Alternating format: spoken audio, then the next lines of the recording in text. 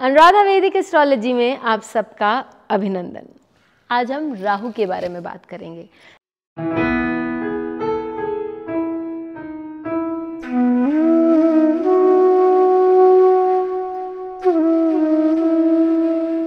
लेकिन उससे पहले आप सबका धन्यवाद कि आपने हमारे YouTube और Spotify चैनल्स को लाइक शेयर सब्सक्राइब किया। यही नहीं, आपने वहाँ अपने कमेंट्स और सुझाव भी लिखे। और यदि आपने हमें सब्सक्राइब नहीं किया है तो याद से करिए और बेल आइकन भी याद से दबाइए ताकि आपको अपडेट्स निरंतर मिलते रहें। चलिए आज हम राहु के बारे में बात करते हैं। तो राहु जहाँ बैठता है, जिस ग्रह के साथ बैठता है, फलदीपिका के अंतर्गत, फलदीपिका में बहुत सारे ऐसे छोटे छोटे श्लोक हैं जो राहु और केतु के बारे में बताते हैं, लेकिन फलदीपिका के अंतरदशा फल के अंतर्गत ये दो श्लोक आते हैं, जिसमें पहले श्लोक में ये बोला जाता है कि यदि राहु आपके चार्ट में किसी ग्रह के साथ बैठा है तो उसमें ये क्षमता है कि उस ग्रह के अच्छे बुरे दोनों फल दे सके। फॉर एग्जाम्पल, इस चार्ट में हम देखते हैं कि यदि राहु है यहाँ पर बुध के साथ बैठा हुआ है तो उसमें यह क्षमता है, उस राहु में यह क्षमता है कि वो बुध के सारे फल दे सके। यानी कि बुध के यदि आप कारकत्व देखें तो वो व्यक्ति किस प्रकार का व्यक्ति वक्ता है वो बताता है, उसका बिजनेस सेंस बताता है, क्योंकि यहाँ बुध लग्नेश और चतुर्थेश भी हो जाता है, तृतीय भाव में बैठा है, तो ये सारी चीज़ें राहु देने में सक्षम है।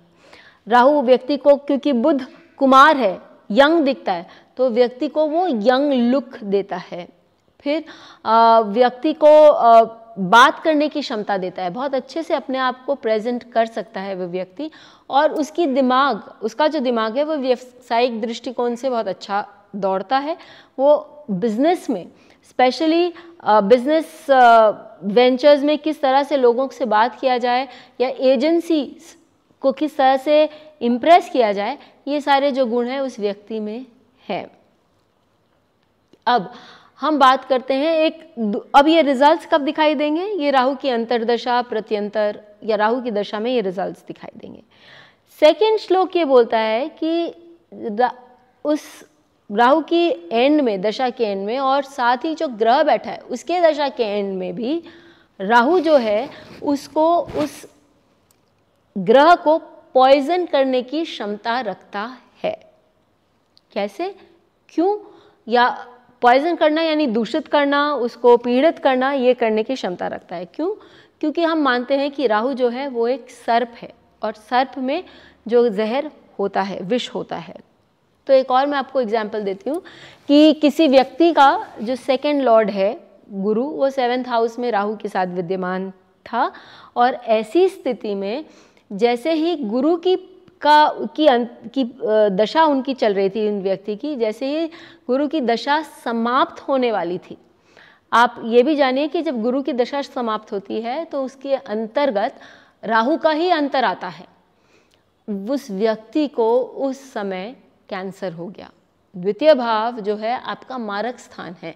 सप्तम भाव में यदि द्वितीय जाके बैठता है तो मरण कारक का, ये वो मारक का कार्य करता है, तो अच्छे से व्यक्ति को प्रॉब्लम्स क्रिएट कर सकता है। अब राहु ने वो क्वालिटी अपना ली गुरु की, और व्यक्ति को मरण तुल्य पीड़ा उस व्यक्ति को प्राप्त हुई। और ये लास्ट में जैसे ही राहु एंड होने वाला था, गुरु की दशा और राहु की अंतरदशा एंड होने वाली थी, तब वो व्यक्ति के साथ आया। इधर इस चार्ट में जहां हम बात कर रहे हैं वहां क्या होता है, बुध जो है वो किसका कारक है? वो आपके स्किन का कारक है। 3rd हाउस आपके नेक को बताता है, 3rd हाउस आपके शोल्डर एरिया को बताता है, 3rd हाउस आपके अबव द चेस्ट एरिया को बताता है।